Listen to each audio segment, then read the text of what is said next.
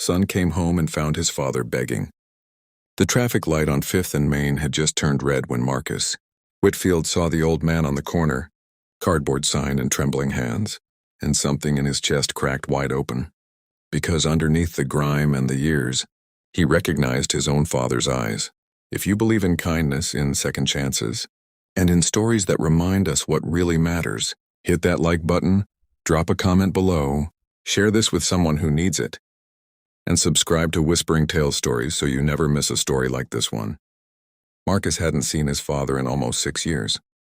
The last time they'd spoken, words had been thrown like knives in the kitchen of the house Marcus grew up in, and he'd walked out the door swearing he'd never come back. His father, Harold Whitfield, had been a proud man once, a foreman at the steel plant, the kind of man who fixed his own truck engine and never asked anyone for anything. But pride, Marcus would come to learn, could be a cage as much as a virtue. The afternoon sun was warm and golden, the kind of ordinary Tuesday that gives no warning of the way it will rearrange a person's whole life. Marcus had just left a client meeting downtown, his mind still tangled in spreadsheets and deadlines, when his car rolled to a stop at that red light.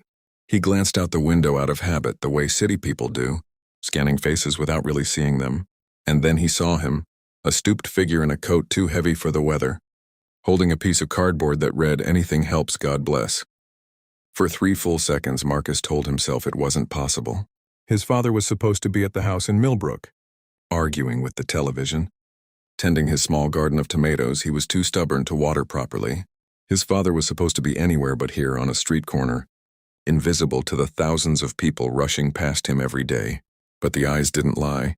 Even hollowed out by hunger and hardship, they were the same gray-blue eyes that used to watch Marcus ride his bike for the first time, the same eyes that had glared at him with disappointment the night he left. Marcus's hands went numb on the steering wheel.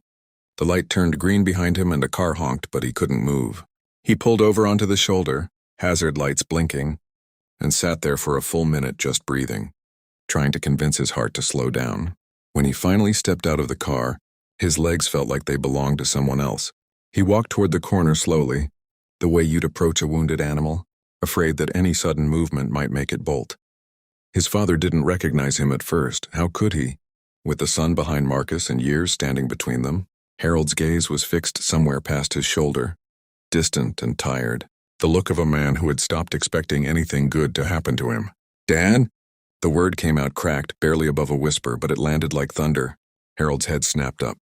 For a moment there was only confusion in his face, and then recognition arrived like a wave crashing over rocks. And with it came something Marcus had never once seen on his father's face in all his life: shame. Harold's cardboard sign dropped to the pavement. He tried to speak, but nothing came out except a broken sound, half word, half sob, and he turned his face away, as if he could hide from his own son on an open street corner in broad daylight. Marcus felt his own eyes burn. All the anger he'd carried for 6 years, the grudge he'd nursed like a wound that never healed, evaporated in that instant, replaced by something rawer and more urgent. This was his father. Whatever had happened between them, whatever ugly things had been said, none of it mattered anymore. Not with Harold standing there in a stained coat, shrinking under the weight of his own humiliation. "What happened?" Marcus asked, though part of him already dreaded the answer. It came out slowly in pieces, the way truth often does when shame stands guard over it. 2 years after Marcus had left, the steel plant closed its doors for good.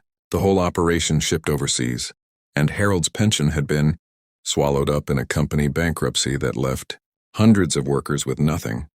He'd taken whatever odd jobs he could find, but his knees had started failing him, then his back, and eventually even the odd jobs dried up.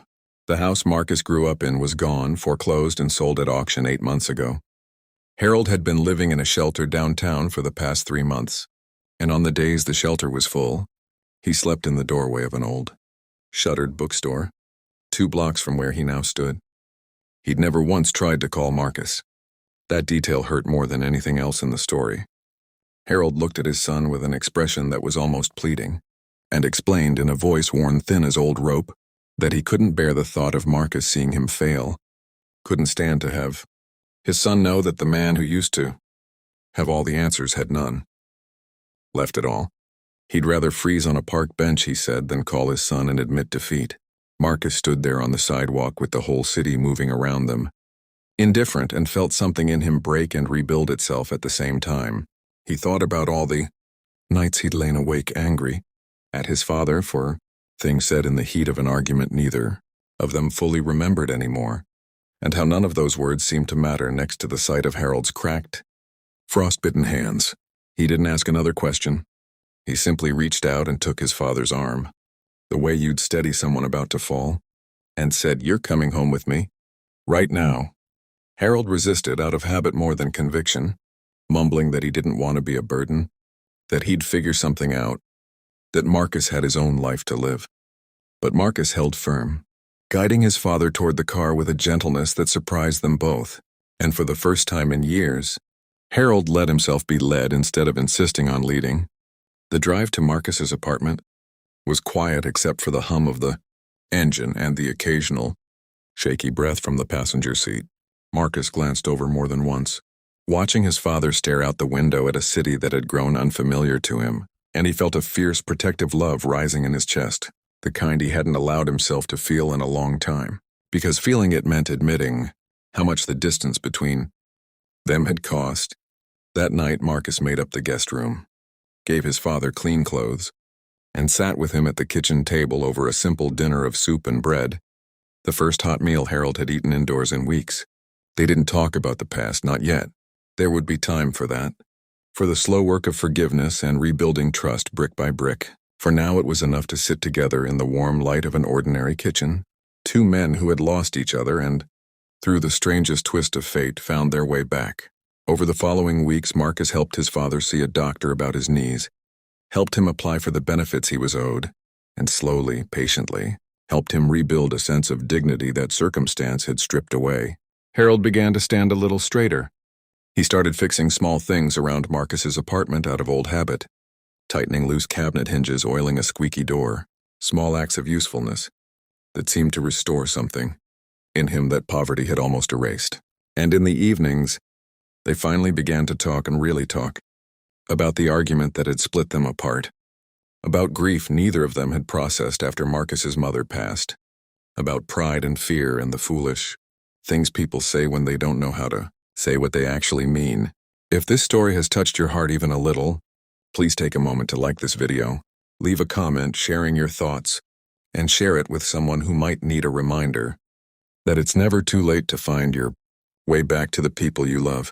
Before we close this story, I want to ask something special of you. If you've ever been given a second chance with someone you love, or if you believe every person deserves the dignity of being seen, type the words "I believe" in the comments below. Let's fill this space with hope for anyone who needs to see it today. Harold never went back to that street corner. Instead, he found a new kind of work, mentoring young men at the very shelter that had once given him a bed, teaching them the same quiet resilience that had carried him through the darkest months of his life. And Marcus, who once thought he'd lost his father for good, learned that family isn't broken by distance or pride or even years of silence. Sometimes it just takes one ordinary red light, one moment of recognition to bring two hearts home again.